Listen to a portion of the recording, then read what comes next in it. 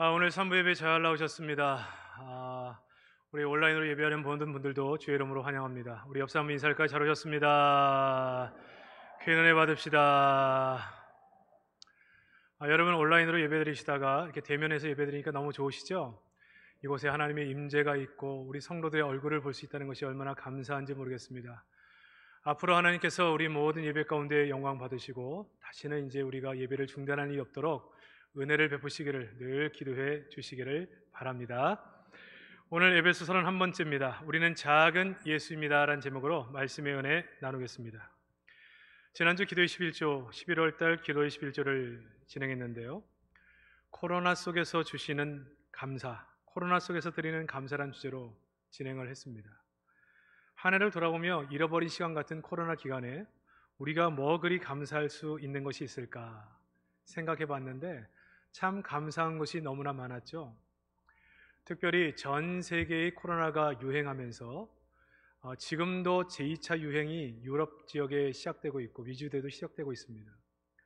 하루에 수만 명씩 확진자들이 쏟아져 나오는데 별로 우리보다 그렇게 경계심이 많은 것 같지가 않아요. 미국 같은 경우에는 10만 명씩 쏟아지는데 별로 놀라는 것도 없어요. 그 백성들이. 우리는 100명만 넘어가도 걱정이 되는데, 아무튼 이 대한민국을 코로나 가운데 잘 제어할 수 있도록 도와주신 게 너무나 감사하고, 그 중에 다른 도시 가운데 막 창궐한 도시들이 많은데 그나마 이 부산이 지켜져서 얼마나 감사한지 모르겠습니다. 얼마 전에는 만덕에서 확진자가 무더기로 쏟아나와서 한동안도 굉장히 고민을 하고 걱정을 하고 기도 제목으로 삼은 적이 있지만 더 이상의 확진자가 나오지 않음이 얼마나 감사한지, 우리 성도들과 동선이 겹치는 곳이나 또 여러 가지 문제들이 있어서 자가격리하신 분들도 계셨고 검사를 받으신 분도 있는데 친척에 이르기까지 한 사람도 양성 반응이 나온 사람이 없는 것, 얼마나 감사한지 모르겠습니다. 우리 하나님이 어려움 중에서도 우리를 눈동자와 같이 지켜주신 줄 믿습니다. 특별히 생업의 어려움을 겪어서 참 많이 낙심하고 힘들어서 정말 믿음으로 살아낼 수 있을까 걱정했지만, 신방하거나 전화해보면 굳굳하게 어렵지만 믿음으로 이겨내는 성도들의 모습을 볼 때마다 도리어 그분들 때문에 은혜를 받는 일들이 너무나 많았고, 연세가 많아 취약해서 예배를 나올 수 없는 많은 분들이 오랫동안 교회를 못 나와서 어떤 일이 있을까 생각해 봤지만 역시 믿음으로 꿋꿋하게 때를 기다리며 믿음 생활하는 모습 보면서도 얼마나 감사한지 몰랐어요. 특별히 주일학교도 굉장히 오랫동안 열지를 못해서 믿지 않은 가정에서 나오는 많은 아이들이 있는데 어떡할까 생각했는데, 마침 뚜껑을 열어보니까 선생님들이나 우리 교육자들이 너무 많은 아이들이 와서 깜짝 놀라는 일들이 있으므로 참 우리 하나님이 우리 기도를 들으시고 한 사람 한 사람을 보호하셨구나, 얼마나 감사했는지 모릅니다. 교회가 자신 역할과 사명들을 감당해내면서 어려움 속에서도 선교지나 어려운 교회들을 돕는 일에 전혀 부족함이 없도록 재정을 채워주셨고, 그 어려움 중에 동사무소, 우리 동에 속한 모든 지역에 어렵고 소외된 사람들, 구안에 있는 손길이 미치지 않은 어려운 사람들까지, 보건소와 공직자들이 있는 사람들까지, 소상공인까지 골고루 우리의 재정들을 열어서 섬길 수 있었음이 얼마나 감사한지 모릅니다. 교육자 당회가 하나가 되고 리더들이 하나가 돼서 늘 떨어져 있는 곳이지만 기도하면서 교회를 지켜내고 성도들을 지켜내는 모습 보며 우리 교회의 저력을 바라본 시간이었습니다. 온라인이라고 하는 새로운 시대를 열어가면서 그동안 말은 있고 생각은 있었지만 손을 대지 못했던 영상 체계들도 손을 대게 되어지고 사람도 키우게 되고 여러 가지 많은 변화에 잘 적응하게 된 것도 얼마나 감사한지 몰라요. 어려움도 많았지만 2020년은 잊을 수 없는 한 해, 정말 특별한 하나님의 보호하심과 은혜를 감사해야 하는 그런 한 해가 된 줄로 믿습니다. 여러분 어려울 때일수록 늘 하나님이 내게 베푸신 은혜가 뭔가를 기억하게 하시고 늘 하나님께 감사하는 은혜가 있기를 주의 이름으로 축복합니다. 이렇게 하나님의 은혜를 생각하며 사는 교회를 우리는 성경에서 건강한 교회라 이렇게 부릅니다. 그러니까 교회는 건강한 교회, 건강하지 못한 교회, 두 교회로 나눌 수가 있겠죠. 오늘 우리가 다루는 에베소 4장 11절과 16절 사이는 건강한 교회, 성숙한 교회가 어떤 교회인가를 집중적으로 다루고 있습니다. 지난주에 우리 주제였던 우리가 작은 예수가 되는 것, 그 작은 예수가 되는 것은 예수 닮는 것인데 그러한 성도들이 모여있는 교회가 당연히 성숙한 교회겠죠. 그리고 건강한 교회일 것입니다. 오늘 본문의 말씀 15절과 16절 말씀도 그 주제를 다루고 있어요. 15절에 그에게 자라갈지라, 범사에 그에게 자라갈지라, 두 번째 줄에 나오죠. 그에게 자라갈지라. 그가 누굽니까? 예수님. 예수 닮는 교회, 예수 닮는 성도, 이게 건강한 교회, 성숙한 교회, 성숙한 성도예요.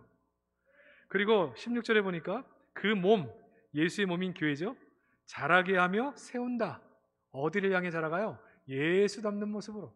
그러니까 이게 건강한 성도, 건강한 교회의 모습이다 얘기할 수 있습니다. 근데 오늘 본문은 어떻게 그렇게 할 수 있는가, 그 방법을 제시해 주죠. 15절, 오직 어떻게 하라고요? 사랑 안에서 참된 것을 하면 예수 닮는 성도, 예수 닮는 교회 되고 성숙한 교회, 건강한 교회가 된다는 것입니다. 오늘 이 본문을 통해서 하나님께서 어떻게 우리를 복 있는 사람으로 만들어 가시고 우리의 공동체를 지금도 복 있는 교회지만 더욱더 하나님의 은혜가 넘치는 건강한 교회로 만들어 가실 것인가. 첫 번째는 성숙한 성도와 교회는 진리를 붙잡아야 한다, 이렇게 말씀하고 있습니다. 고린도전서 3장 1절에 3절의 사이를 보면 고린도전서 3장에 신령한 사람이라는 이야기가 나와요. 신령하다, 우리가 생각하는 신령한 거는 생각해보면 산신령밖에 없는데 갑자기 지팡이 듣고 뭐 구름 가운데 나타나가지고 허연 사람이 세속과는 관계없는 사람처럼 신령해 보이잖아요. 이런 신령한 걸 생각해요. 근데 고린도전서 3장에서 말하는 신령한 것은 우리의 생각과 좀 다릅니다. 제가 1절을 한번 읽어보겠습니다. 형제들아, 내가 신령한 자들을 대함과 같이 너에게 말할 수 없어서 육신에 속한 자 곧 그리스도 안에서 어린아이들을 대함과 같이 하노라. 신령한 자와 대조를 하는 부류의 사람이 나오죠. 육신에 속한 자, 그리스도 안에서 어린아이.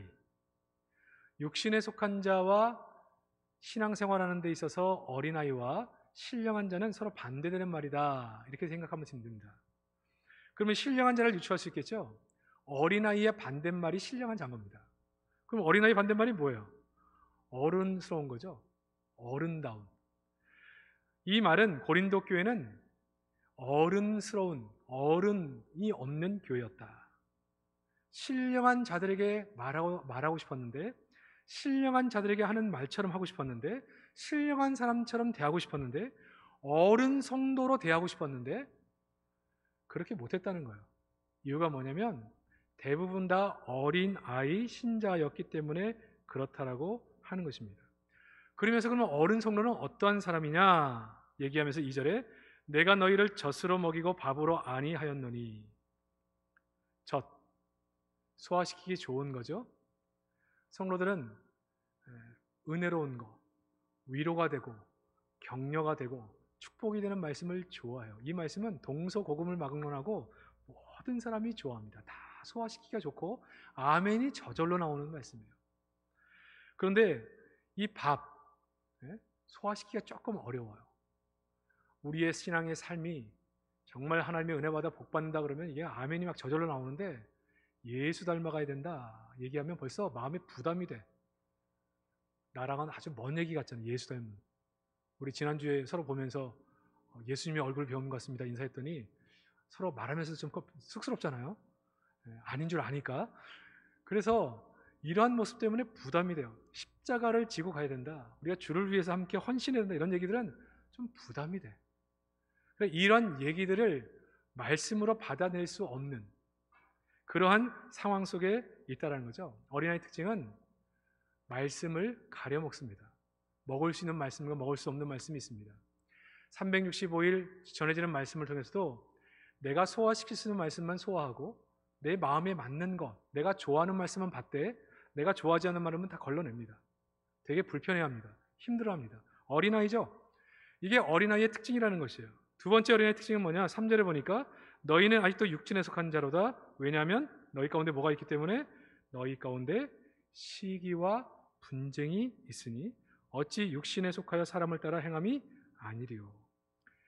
이거를 오늘 에베소 4장 14절에서는 어린 아이들은 요동한다. 어린 아이들이 모여 있으면 시끄럽습니다. 여러분, 애들이 모여 있는데 내가 가진 좋은 장난감 가지고 놀고 있었어요. 근데 형이 다른 애부터 빌려가지고 자기보다 못한 장난감 노는 거예요. 그러면은 이 동생이 볼 때 자기께도 좋은데 만족하면 되는데 형 거도 갖고 싶은 거예요. 이 형한테 가서 그걸 달라고 그래요. 안 주면 그때부터 울어 제끼는 거예요. 누가 형이고 누가 동생인지를 금방 알 수 있죠. 그러니까 이 동생이라는 것은, 어린아이라는 것은 자기 뜻대로 안 되면, 자기 생각대로 안 되면 시끄러운 거예요. 그냥 울어 제끼고 원망하고 불평하고 고자질하고 일러 바치고 부모한테. 그러니까 조용할 날이 없는 거죠. 조용할 날이 없는 거. 이게 어린아이의 특징. 그러니까 이 밥과 같은 정말 우리의 영적인 측면에서 건강하고 정말 필요한 말씀들을 잘 받아들이지 못할 뿐더러, 그러니까 변화가 잘 되지 않을 뿐더러 이렇게 자꾸 소란스러우니까, 요동하니까 그게 어려움이 있는 겁니다. 그래서 우리가 아무리 신앙생활을 오래도 경력이 화려해도 많은 일을 하고 있어도 내 주변이 자꾸 소란스럽고 늘 말이 많고 늘 소란스러움이 가득하면 사실은 어린 아이와 같은 신앙생활의 모습이 아직 남아 있다라고 볼 수 있는 거예요. 근데 여기에 대해서 성숙한 성도를 가르칠 때 뭐라고 얘기하느냐? 참된 것을 하여, 이렇게 얘기해요. 참된 것을 하여. 참된 것. 원어적인 의미에서는 알레이데이아라는 말이에요. 참된 것, 진리라는 말입니다. 진리의 말. 하여라는 이 말은 말하라는 말이고 붙잡다는 말이 결합하여 만든 말이에요. 그러니까 참된 것을 하여 착한 일 하라는 얘기, 그런 얘기가 아니라 진리를 붙잡고 진리대로 행하면서 말하는 사람이라는 표현입니다. 이게 성숙한 사람, 이게 어른스러운 사람. 만약에 교회 안에서 성도가 세상에서 자신이 지금까지 지내오면서 가졌던 가치관, 철학, 삶의 방식을 아직도 내려놓지 못하고 그 방식대로 내가 사회에 있을 때, 내가 밖에서 일할 때는, 내가 경험한 바에서는 이렇게 얘기를 계속하면 끊임없이 충돌이 일어나는 거예요. 끊임없이. 여러분, 사람은 나이를 먹으면 자기 기준이 분명해집니다. 점점 나이가 들어가면 다른 생각과 가치를 받아들일 마음이 여유가 없고 내 가치 기준이 더 명확해지고 더 분명해지기 때문에 나와 다르면 갈등이 일어날 수밖에 없는 거예요. 근데 그 가치 기준을 가지고 다른 사람이나 교회를 평가하려고 하기 때문에 가는 곳마다 생각이 다른 사람들끼리의 갈등이 일어나고 분쟁이 일어나는 것입니다. 근데 이런 세상적 가치, 세상적 방법, 경험들을 아직도 말씀으로 인생관으로 바꾸지 못한 상태에서 시간이 지나 집사가 되고 시간이 지나 직분을 받게 되면 이 문제로 일을 할 때 이 방법으로 일을 하는 거예요. 세상에서 내가 경험한 방법대로 일을 하는 거죠. 그러면 이것은 부딪히게 되어 있습니다. 왜냐하면 다르기 때문에. 우리가 경험한 게 다르고 우리가 알고 있는 게 달라요. 그렇기 때문에 반드시 부딪히게 되어 있어요. 마치 이것은 무엇과 같으냐면 30년 가까운 세월 속에 다른 문화 속에 자란 아이들이 결혼을 해요. 가정을 이뤄요. 반드시 갈등이 일어나게 돼 있어요. 부딪히게 돼 있어요. 안 부딪히면 약간 어디가 약간 모질란 거예요. 왜? 다르니까. 반드시 부딪혀요. 제가 한번 여러분이 말씀드린 적 있죠? 신혼부부가 찾아왔어요. 헤어지겠다는 거예요. 그래서 왜 그러냐? 결혼한 지도 얼마 안 됐는데. 아유, 같이 살아보니까요, 목사님, 정말 이 여자는 교양이 없고 수준이 너무 떨어져서 같이 못 살겠어요. 밥 먹다 싸우다 왔어요. 밥 먹다가. 이 남자 집안은 아주 식사 시간이 조용한 집안. 식사 시간 때 먹는 소리를 내면 안 돼. 저도 어릴 때 그렇게 교육 받았거든요. 식중불안 직문자. 밥 먹을 때 말하면 안 돼요. 근데 후루룩후루룩 국 먹는 소리 나면 안 되죠. 짭짭짭 소리 나도 안 되고. 근데요, 제 아내는요, 밥을 먹는데요, 막 쩝쩝 소리를 내고 국을 막 후루룩후루룩 먹을 뿐만 아니라 그냥, 아니, 젓가락 놔두고 손가락으로 막 김치를 찢어 먹고요. 이건 인간이 아니에요. 막 이러면서 흥분을 하는 거예요. 근데 목사님, 이게 뭐 잘못된 겁니까? 저희 집에서는 우리 온 가족들이 모여가지고 양푼에다가 막 음식 넣어서 같이 비벼가지고 같이 나눠 먹고, 아빠도 막 김치 찢어서 주고, 그래서 내 밥에도 그 숟가락에다 올려주고 이런 문화에서 자라는데, 목사님, 이게 정말 잘못된 겁니까? 근데 내가 봐도 그게 크게 이혼할 만큼 잘못된 문제는 아닌 것 같아요. 근데 둘이 그것 때문에 싸우는 거예요. 다른 거죠, 다른 거. 다른 거. 저도 처음에 결혼했을 때 저희 집이 저희 어머니를 모시고 살았습니다. 저희가. 근데 어머니가 맞다르니까 저희 그 외할머니가 저희 집에 자주 와 계셨어요. 오시면 한 2달, 3달씩 계시고. 그러니까 오시니까 그 할머니, 우리 외가 쪽이죠. 외가 쪽 형제분들이 계속 오시는 거예요. 저는 그게 너무 좋더라고요. 외롭게 자라가지고. 그게 얼마나 힘든 건지를 잘 몰랐어요. 근데 아내는 그게 굉장히 힘들었어요. 아내는 단란한 가정에서 자랐거든요.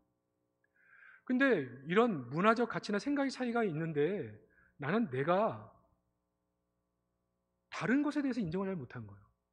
달라요. 그러니까 갈등이라는 게 생기는 거예요. 갈등. 근데 우리 신혼부부 또 우리 성도들은 한 가지 무기가 있잖아요. 그게 뭐예요? 아무리 생각이 달라도, 경험이 달라도, 가치가 틀려도 하나님이 말씀하시면 거기엔 꼼짝 못해요. 하나님이 이렇게 하시라 하면 그냥 아멘이죠. 거기에 한번 생각해 볼게요. 뭐 이런 게 없잖아요. 하나님 말씀에 대해서는. 그러니까 교회 가서 은혜 받으면, 가정 예배 드리면서 은혜 받으면 문제 해결되는 거예요. 왜? 참아주라 하고 용납하라 하고 또 돕는 자가 되라 하니까 다 용납이 돼요. 그러니까 여러분, 예수 믿는 사람들은 위태위태한 순간이 많아도요, 할 수 없이 절대 진리를 가지고 있기 때문에 위기를 넘겨요. 여러분, 여기 계신 우리 부부들 위기 없었습니까? 정말 다 때려치고 싶을 때 없었습니까? 아유, 여러분이 아무리 우리 가정에 문제가 없다고 표정 짓고 있어도 저는 다 압니다.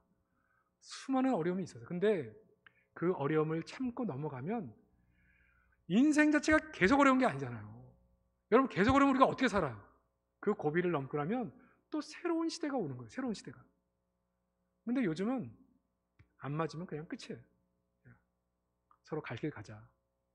이렇게 끝내보니까 새롭게 성숙해가면서 그것을 만들어갈 수 있는 기회조차를 갖지를 못하는 거예요. 참된 것을 하여 진리를 붙잡는 것이 이렇게 중요합니다.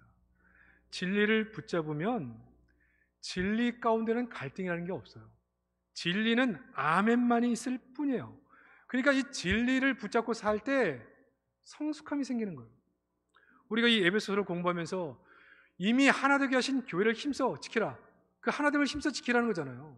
이 말씀을 이해하는 사람들은 교회 안의 생활이 뭔지를 잘 알잖아요.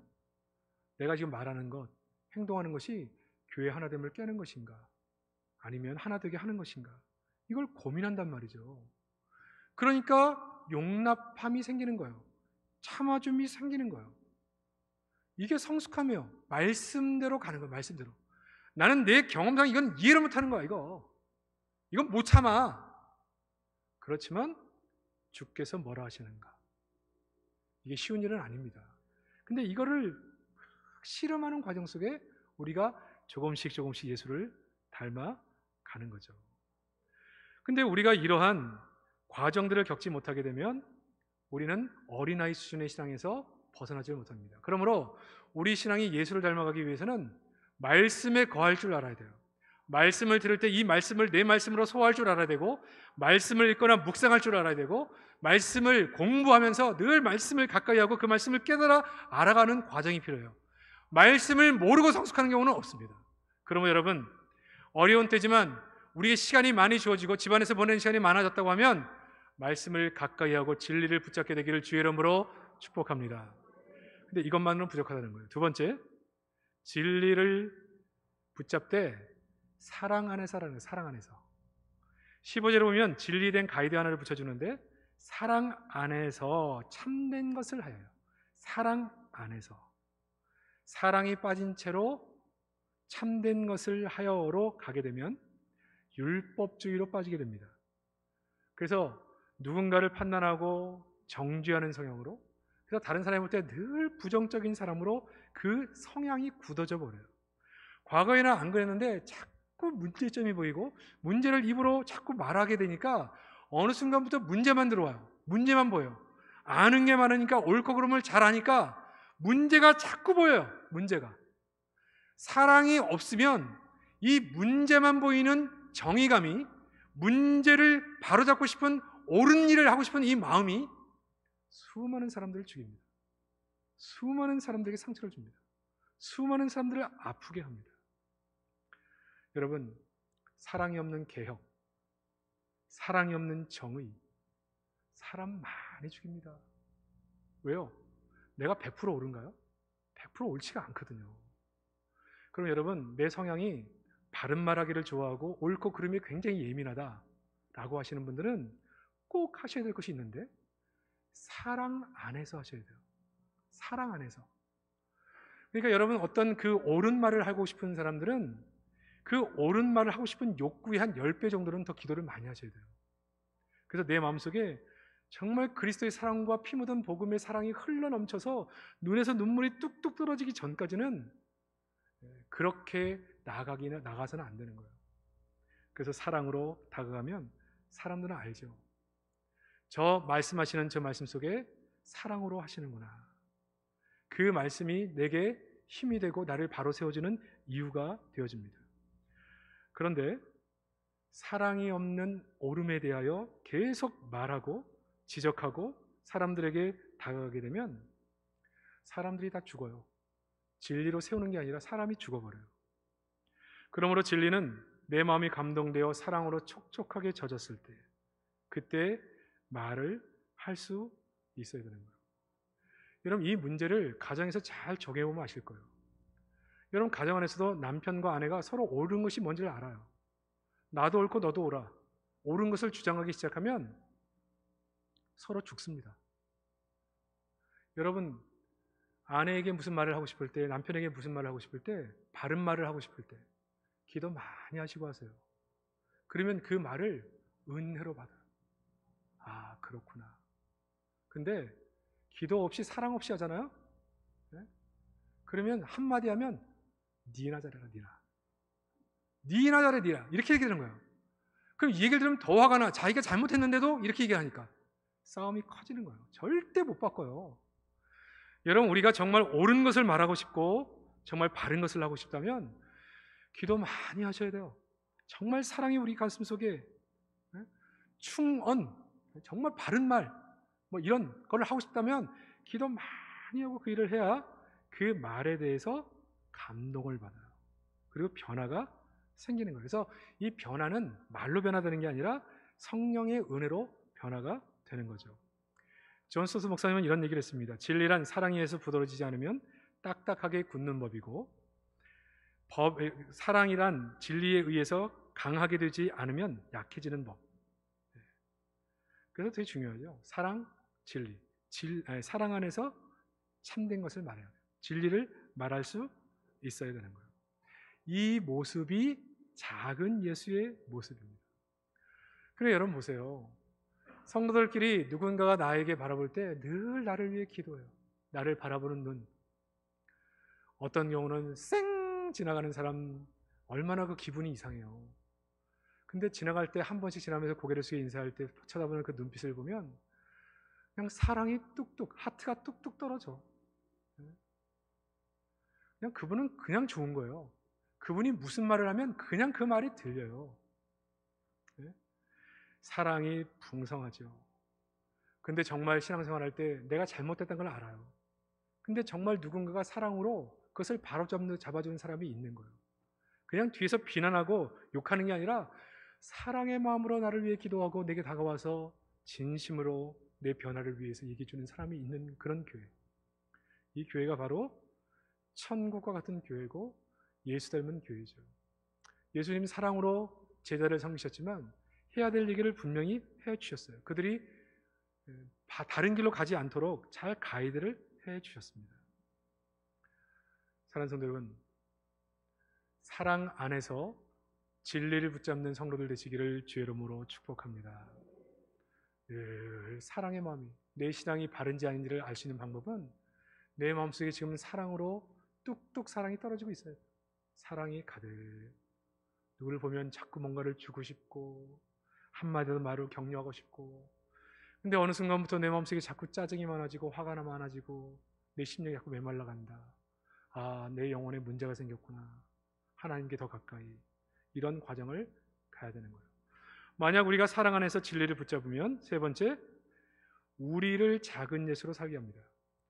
여러분, 나를 작은 예수로 살게 하는 게 아니라 우리를. 15절에 보면 이렇게 돼 있죠. 사랑 안에서 참된 것을 하면 어떻게 되느냐? 범사에 그에까지 자라간다. 작은 예수가 된다는 거예요. 근데 여기서 재밌는 말이 뭐예요? 범사의 범사. 교회 안에서 작은 예수가 된다는 얘기가 아니라 범사, 모든 곳, 모든 일 다 작은 예수가 된다는 거죠. 어떻게 하면요? 사랑 안에서 진리를 붙잡고 살면. 부부가 사랑 안에서 진리를 붙잡고 믿음으로 걸어가면 시간의 문제지 어느 순간이 되면 남편과 아내를 보고 당신의 모습 속에서 주님이 보입니다. 이 얘기를 듣게 된다는 거예요. 자신이 없으니까 아무도 아멘을 안 하잖아요. 리더십 이 과정에 보면 비전이라는 과에서 80이 됐을 때 내가 아내에게서 듣고 싶은 말, 80 생일 때 남편에게서 듣고 싶은 말, 성도들에게 듣고 싶은 말, 그 다음에 우리 자녀들에게 듣고 싶은 말, 뭐 이런 걸 쓰는 난이 있어요. 그걸 쓰다 보면 지금은 그 얘기를 들을 수 없지만 내가 나이를 먹고 신앙생활을 바로 우리의 목표를 따라 바로 하게 되면 작은 예수라고 하는 얘기를 듣고 싶은 말, 그게 우리의 목표가 돼서 걸어가다 보면 80이 됐을 때 나는 내 아내에게, 남편에게, 내 자식들에게 이 말을 듣고 싶다. 어머니를 뵈면 예수가 보여요. 여러분, 이것보다 더 큰 찬사가 있나요? 내가 자식을 키웠는데 엄마를 보면 예수가 보여요. 아버지를 보면 예수님이 보여요. 평생을 신앙생활하는 성도들에게 있어서 장로님, 집사님, 권사님을 뵈면 예수님을 보는 것 같아요. 이것만큼 큰 찬사는 없죠. 근데 이것이 목표가 돼서 걸어가면 범사, 가정 안에서 이 얘기를 듣게 된다는 거예요. 이렇게 된다는 거예요.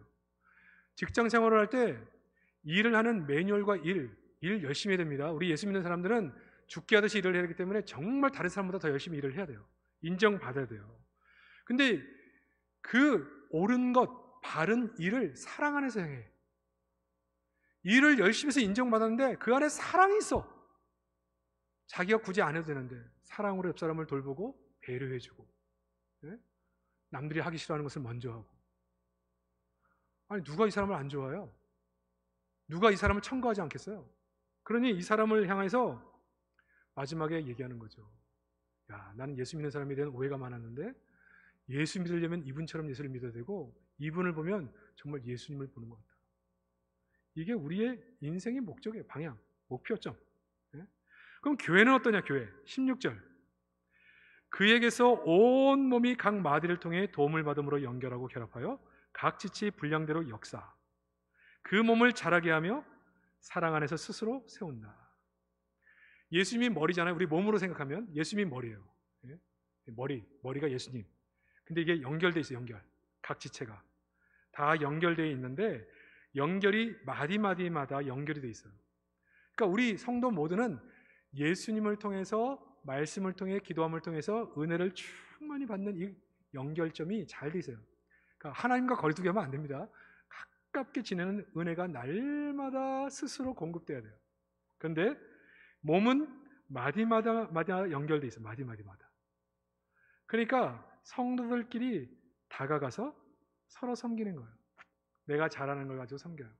나는 다른 사람보다 물질이 좀 더 있으니까 물질로 섬기는 일을 감당하고, 나는 기도하는 은사를 주셨으니 기도로 섬기고, 나는 손으로 봉사하는 일을 주셨으니 봉사함으로 섬기고, 선교 그 전도에 또 이 은사가 있는 분들은 또 그 일로 섬기고, 사람을 돌보는 일을 하는 사람들은 사람을 위해서 섬기고, 그냥 마디마디마다 각자 섬기는데 은사를 따라 서로 돕기도 하고 내가 도움을 받기도 하면서 연결이 쫙 되는 거예요.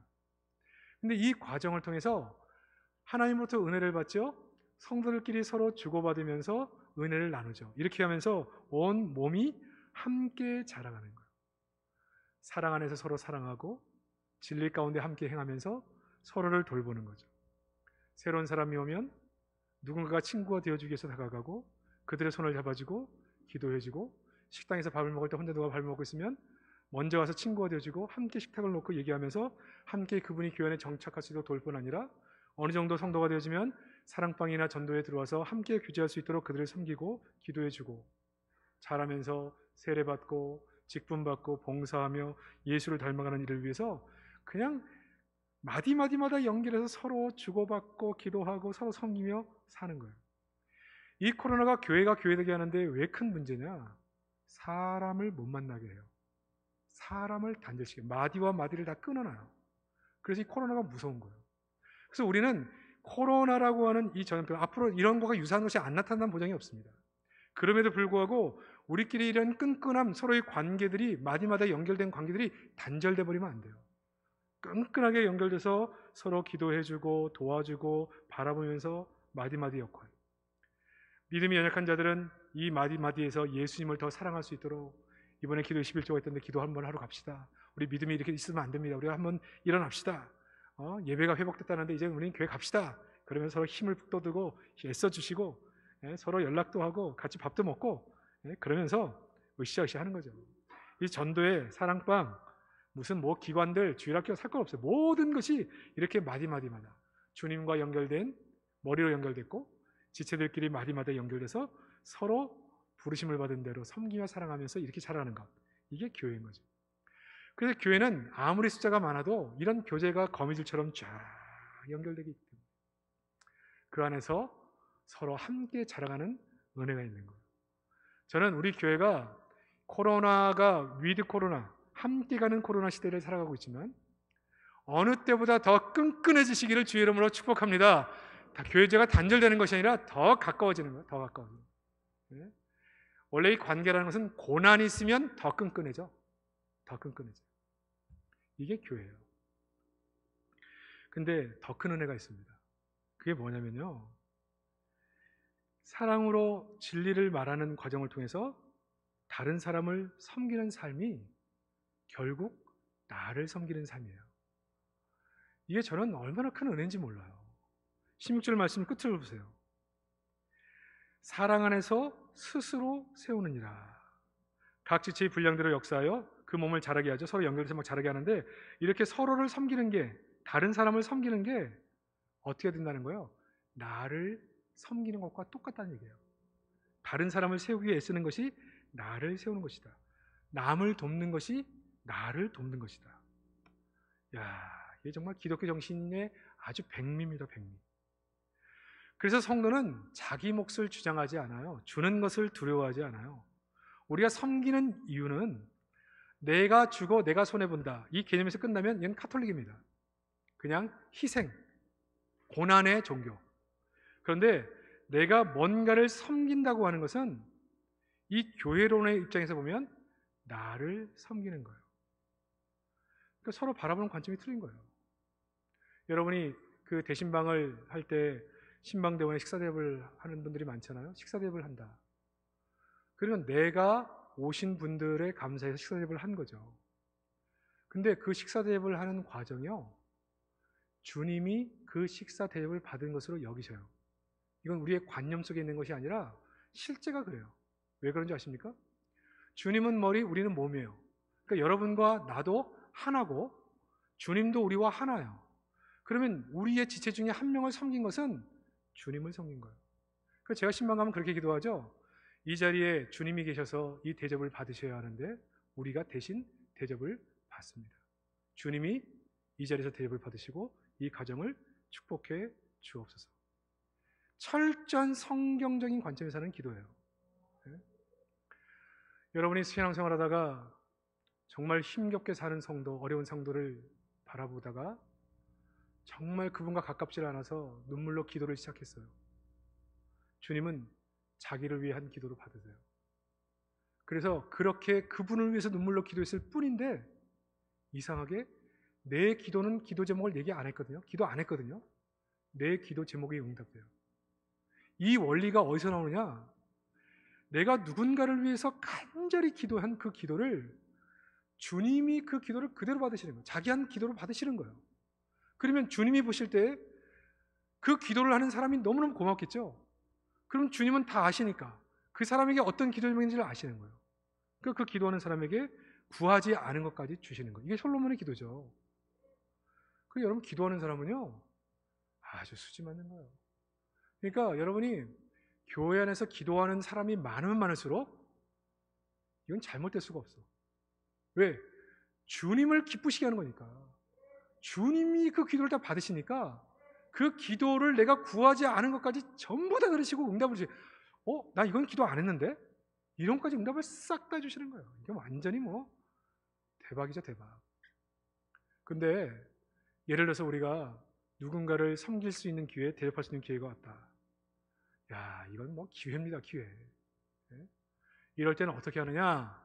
예? 한번 따라합시다. 아싸! 예? 섬길 수 있는 기회가 왔어요. 대접할 수 있는 기회가 왔어요.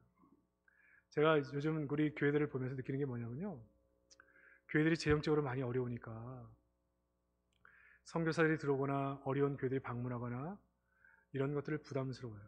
그러니까 파송교회 선교사가 들어와도 그분들이 들어오는 것을 부담스러워하는 교회들이 많습니다. 그러니까 갈 곳이 없으니까 저한테 연락이 많이 와요. 저희 교회는 우리 파송이 아니더라도, 우리 협력이 아니더라도 우리는 당회와 함께 선교국 자체가 늘 우리 교회를 방문한 사람들을 섬기는 마인드가 있어요. 왜 섬깁니까? 이건 아싸니까. 아싸. 누구를 섬길 수 있는 기회예요? 주님을 섬길 수 있는 기회예요. 여러분, 그렇게 섬겨서 소원해보는 거라면 말씀이 거짓말입니다. 그렇게 섬겨서 재정을 그렇게 쓰면서 다른 사람을 섬기고 베풀며 나누면서 교회가 재정적으로 점점 어려워지면 성경은 거짓말이에요. 우리가 예수 믿을 필요 없어요. 근데 그 작은 소자에게 한 것을 주님은 자기가 받은 것을 생각해요. 왜? 한 몸이니까. 선교지가 우리에서 지형적으로 멀지만 그분을 섬긴 게 한 몸이에요. 저기는 교회에서만 섬기나요? 개인적으로 마을에서 그분들을 평소에 기도하는 분들이 정성을 다해서 섬겨요. 선교사들이 저희 교회 한번 오시면 감동을 받아요. 감동. 소원이 뭐냐? 덕천 제일교회와 선교사라서 묶이는 거예요. 재정적으로 지원 안 해줘도 좋아요. 그냥 관계만 맺는 걸 그렇게 원해요. 왜 그런지 아십니까? 성경적인 관점을 가지고 있기 때문에 그래요. 우리는 몸으로 연결되어 있습니다. 그분들을 섬길 때 주님이 받으시는 것을 여기시죠. 저희가 지난번에 얘기한 것처럼 우리가 북구나 이 부산에 있는 정말 이 임대에서 살아가는 어떤 교회들을 우리 교회가 섬겼고, 소상공인에서 금액은 많지 않지만 우리 교육자들이, 부산에 있는 교육자들이 다 헌금을 해서 그분들 섬기를 했습니다. 전부 다 이게 교회 복이에요. 교회 복. 그리고 하나님이 받으시는 것으로 생각하는 거예요. 왜? 하나니까. 머리, 몸. 그러므로 여러분, 누군가를 위해서 기도할 기회가 생기시면, 교회를 섬길 일이 생기시면 어떻게 하라고요? 아싸, 이거 나한테 온 기회예요. 기회. 얼마나 감사해요. 이 좋은 기회를, 이 은혜의 기회를 다른 사람이 아닌 내게 기회가 왔다. 이거는 정말 정말 아싸지, 아싸. 여러분, 교회 봉사하는 일을 정말 기뻐하셔야 됩니다. 이 봉사를 통해 누군가를 섬기는 일은 무슨 일이라고요? 나를 세우는 일이에요. 제일 어리석은 게 뭐냐? 힘들다고 그만두는 거. 이 영광스러움, 그러니까 내가 봉사하면 봉사할수록 그것이 복인데 나를 세우는 거니까. 그러니까 특별한 이유가 있어서 봉사를 못할 수 있죠. 그러나 힘들어서 못하겠다. 이건 정말 어리석은 거예요. 왜냐하면 내가 하고 싶다고 하는 게 아니거든요. 이게 정말 기회가 있어요. 내게 맡겨질 때가 있어요. 그냥 이건 정말 기쁨이에요. 왜? 내가 공동체를 섬김이 결국 나를 세우는 거거든요. 나를 섬기는 거거든요. 그러니까 내게 복을 쌓는 거예요. 내게 축복으로 가는 길이에요. 내가 누군가를 섬기는 것, 뭘 하는 것. 작은 예수가 된다는 것은 사랑 안에서 진리를 말하는 것이고, 깨달은 말씀을 통해 교회를 섬기고 성도를 섬기는 거예요. 그를 위해 충실하게 달려가면 나를 섬기는 나를 섬기는 거예요. 누군가를 섬기면서, 누군가를 위해서 봉사하면서 나를 위해서 내가 세워지는 건 내가 세워지는 거예요. 여러분, 그러니 이러한 교회관을 가지고 있는 성경적 교회관을, 사랑 안에서 진리를 붙잡고 있는 성도들이 교회 안에서 자원하여 기쁨으로 섬기고 베풀고 나누고 사랑으로 돌보고, 나와 가까운 사람이나 잘 모르는 사람이나 늘 이 사랑의 마음으로 함께 교제하고 나누고 가면, 이 관계라고 하는 것이 이게 바로 천국 아닙니까? 그런 관계를 가지고 은혜 받아가지고 세상에 나가서 정말 그 회사에서 일을 하는 모든 매뉴얼을 따라 일을 잘하고 열심히 할 뿐만 아니라 거기에 사랑 안에서요. 사랑 안에서. 그러니 어딜 가든지 인정받죠. 어딜 가든지 예수 영광 드러나죠. 그러니 하나님이 얼마나 기뻐하시겠어요. 사랑하는 성도 여러분, 이러한 성도, 이러한 교회가 돼서 하나님께 영광이 되고 우리 안에 참된 기쁨과 평화와 은혜가 넘치는 복된 성도들이 다 되시기를 주의 이름으로 축복합니다.